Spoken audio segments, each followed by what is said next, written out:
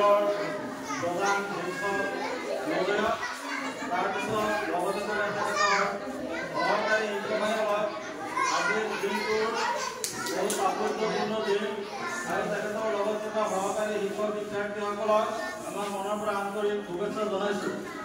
আজি যেহেতু 5 ছেপ্টেম্বৰ আজি শিক্ষক দিৱস, এই শিক্ষক দিৱসৰ লগত সংগতি ৰাখি আজি পুঞ্চিমাৰী বালিকা বস্ত্ৰাল স্কুলত যে তোমালোকে ওলোৱা মনতে আজি শিক্ষক দিৱস পালন কৰিছা। আজি তোমালোকে এই দিনটোৰ তাৎপৰ্যৰ বিষয়ে সৰুৰে পৰাই অলপ জ্ঞান আহৰণ কৰিব লাগে। শিক্ষকসকল আমাৰ সমাজৰ মেৰুদণ্ড স্বৰূপ। আমাৰ মা বাপকে আমাক জন্ম দিছে, কিন্তু আমাক চকুটো ফুটাই দিছে আমাৰ শিক্ষকসকলে।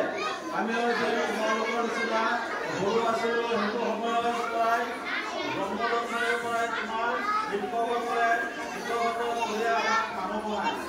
মা দেউতাই জন্ম দিয়াৰ পিছতে শিক্ষকসকলে তোমালোকক সহায় কষ্ট কৰি শিক্ষাদান কৰে আৰু শিক্ষাদান কৰাৰ পিছত এজন ভাল নাগৰিক আৰু এজন ভাল মানুহ হ'বলৈ শিকায়। গতিকে শিক্ষকসকলক আমি আজিৰ দিনটোৰ নহয় গোটেই বছৰ শ্ৰদ্ধা কৰিব লাগে। আমাৰ শিক্ষা চলাকালীন অৱস্থাৰে পৰা যেতিয়ালৈকে আমাৰ মৃত্যু নহয় তেতিয়ালৈকে আমি য'তে পাওঁ আমাৰ শিক্ষকসকলক আমি সন্মান জনাব লাগিব।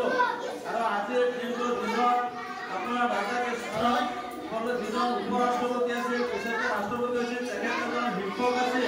তেখেতৰ জন্মদিনটো আজি শিক্ষক হিচাপে পালন কৰা হয়। তেখেতৰ সতীৰ্থসকল আৰু ছাত্ৰসকলে কৈছিল তেখেতৰ এজন আদৰ্শৱান শিক্ষক আছিল আৰু দাৰ্শনিক আছিল। তেখেতৰ ছাত্ৰসকলে তেখেতে কৈছিল যে ছাৰ আপোনাৰ জন্মদিনটো আমি পালন কৰিব বিচাৰোঁ।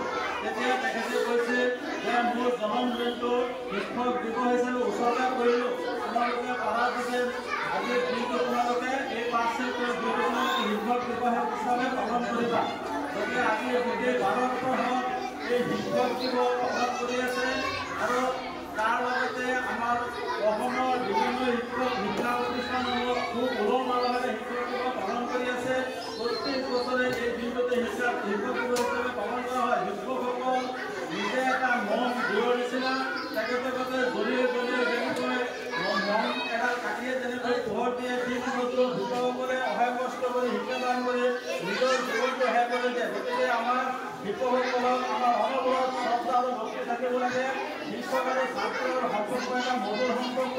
যদি এই পবিত্ৰ দিনত আজি তোমালোকে আজিৰ দিনটো যে নহয় গোটেই বছৰত শিক্ষকসকলক সন্মান কৰিবলৈ শিকিবা আৰু শিক্ষকসকলক যোৱা আগ্ৰহ থাকিলে ভৱিষ্যতে এজন ভাল নাগৰিক, এজন ভাল মানুহ হ'ব পাৰিবা। গতিকে উৎকণ্ঠা কৰা মানুহৰ বেছি কিছু নকওঁ। আমিও এইখন স্কুলত লিখা পঢ়া কৰিছিলোঁ। আমাৰ বহুত মনত পৰে আমাৰ শিক্ষক দিৱসসমূহক লৈ। আমি বহুত জ্ঞান আছে আৰু বহুতে মৃত্যুবৰণ কৰিছোঁ। আমি সকলোকে আমি শ্ৰদ্ধা আৰু ভক্তিৰে চাওঁ। আমাৰ শিক্ষকসকলক আমাৰ চকু ঘূৰাই দিয়ে। সমাজত চলিবলৈ হ'লে শিক্ষাৰ প্ৰয়োজন আৰু এটা সমাজ কৰিবলৈ শিক্ষাৰ প্ৰয়োজন। শিক্ষকে আমাৰ চকু ঘূৰাই দিয়ে। মা দেউতাৰ জন্ম দিলেও শিক্ষকসকলৰ সহায় চেষ্টা আৰু কষ্টৰ ফলতে এজন ভাল নাগৰিক আৰু এজন ভাল মানুহ হ'বলৈ পাওঁ। গতিকে তোমালোকে অনবৰত ছাৰসকলক শ্ৰদ্ধা কৰিবা, ছাৰৰ কথা মানি চলিবা আৰু শিক্ষাগুৰুসকলৰ গুৰুসকলৰ কথা সন্মান কৰিবা। শিক্ষাগুৰুসকলে যিবিলাক আদেশ দিয়ে আৰু যিবিলাক কথা কয় সেইবিলাক ভাল শ্ৰৱণ কৰিবা আৰু শুনিবা আৰু এজন দেশৰ ভাল নাগৰিক হ'ব পাৰিবা।